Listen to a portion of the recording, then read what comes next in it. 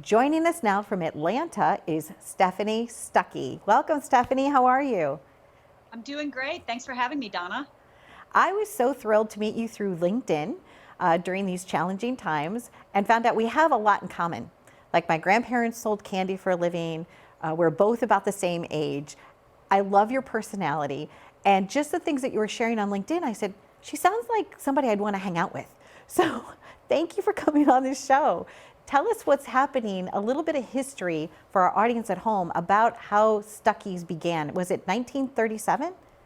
1937. Yes, we started in the midst of the Great Depression. My grandfather worked about 5 different jobs, including farming the family farm. And he started as a side hustle selling pecans.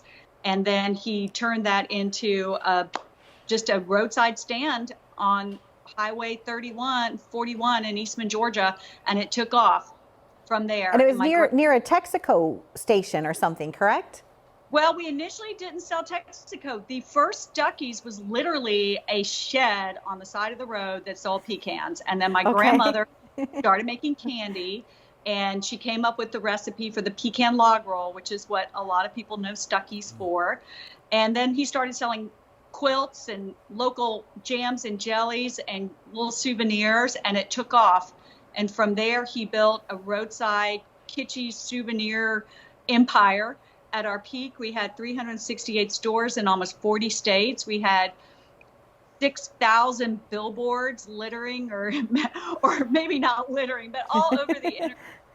That was populating, I guess you would say. Well, it was funny because growing up in St. Louis, Missouri, as I would go down towards like Chattanooga, and it would say Rock City would be a bit, and you would start seeing, and then all of a sudden you would start seeing Stuckey's, right? It just started happening. So now that, it's part of Americana, it's part of our rich tradition and history, and now you are what did you say? It's almost like you have an 83-year-old new startup or something. Like it's like something's fresh is happening. That's what I like to joke about, but it really is what's happened. And I think so many of these really classic roadside attractions that we grew up going to are gone. And it's because, not to bash large corporations, but I may bash them just a tiny bit. Stuckey's got bought out. My grandfather sold the company in 1964, year before we were born, and then it fell out of family hands. And that company got bought out by a railroad conglomerate based in Chicago. And we just went in a downward spiral. We lost hundreds of stores. Our brand was severely damaged.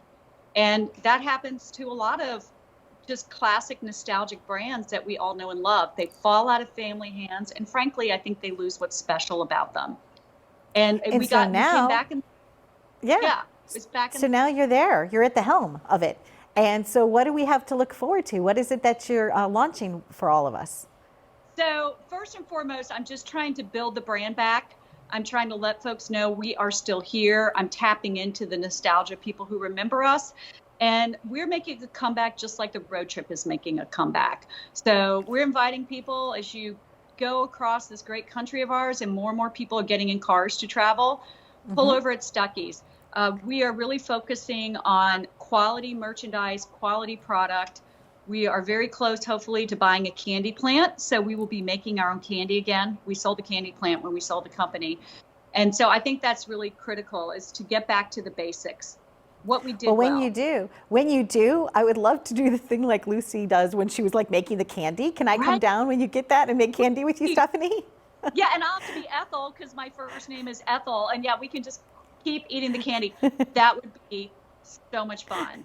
Yeah. I would absolutely love that. So I also noticed though that you are bringing back some of the iconic advertising, but you're putting a new modern twist on it. And that also touched my heart. I was like, oh, how cute are these characters, right? The little boy and the little girl, and I was like, they're really cute. So you're having fun, you're doing some road trips. You personally, are you the type of person that you like to do like a day trip here or there? Because I know I love it. Absolutely. I was one of those people, if you went in a car with me on a trip, I would want to pull over everywhere. But I want to pull over at the interesting, different roadside attractions. Like I just got back from a road trip and we visited a guy who built this amazing topiary garden in his front yard. And was obsessed with buttons and did all this folk art with buttons. So I like to pull over at the places that you don't normally expect, not necessarily Disney World, although Disney World is fun. I want to celebrate everyday places that have been made special by special people. A little bit of wanderlust in both of us. Right? Right? Yeah. All about reviving road trip. And so for me recently, I went upstate. I went to go see the leaves change. It was a little premature, but I love a good like hot air balloon festival or any of those things. They just bring me so much joy. And I was very excited to speak with you because I'm happy for all that you're doing. You basically just like left, a different world behind, and now you're full force. Here you are. I was practicing environmental law. I was happily pursuing my own career that I've had for 30 plus years. I was a state representative for 14 years. And then this opportunity came my way. And I guess if there's a message I can give to your viewers, if you get an opportunity, especially a big one, you should take it. And, just apply your life skills that you've had throughout your various experiences. And don't be afraid to try, especially I'll give a little bit of a shout out to women. I think sometimes we don't feel as assertive and as much of a risk taker, but just try it. And what's been really encouraging to me, like you said about LinkedIn, I've had so many women and men reach out to me and just encourage me.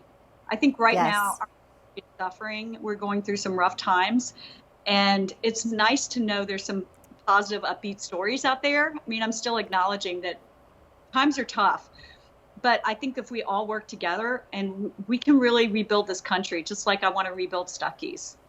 I believe you're right.